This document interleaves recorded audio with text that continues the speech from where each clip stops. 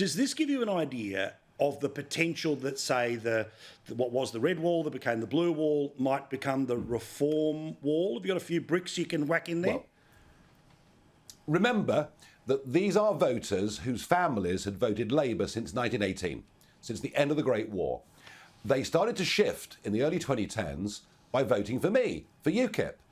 Old, traditional, working class, and you think they're left-wing, they're not. They're actually very socially conservative. They believe in the family, they believe in the community, they believe in their country. They're deeply worried about levels of immigration, what it's doing to their wages, the prospects of their kids getting houses. So I was like the gateway drug for those Labour voters who then voted for Boris in huge numbers in 2019.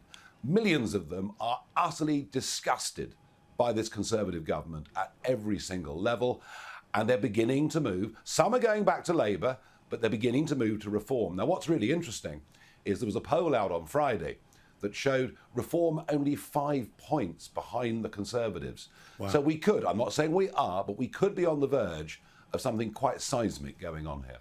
Now, I know there's other things to talk about, but I am fascinated about how this system works, right? So the English system, it's first past the post, so it's not about preferences. You've got to beat everyone else and do it by one vote.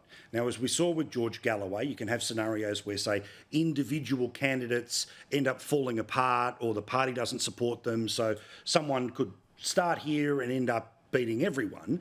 So with Reform, even if you start to get in front of the Conservatives, is the battle then, the second battle is the surge behind Labor at the moment, because you've got this scenario where, you've got to beat two people, right? You've got to get in front of one before you can fight the other. Is, for want of a better term, the big bad here, like in all those Marvel movies, like the Thanos of all of this, is the Labor Party?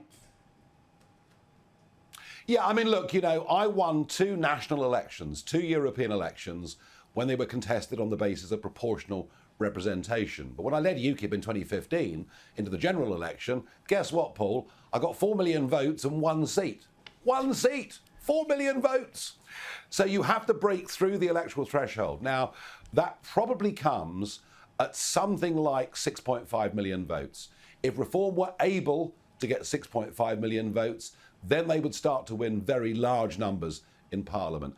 As it is, no bones about it, it is damned difficult. But we've reached a point where people say, oh, well, if you vote Reform, you'll let Labour in. Well, Reform voters now say, we don't care.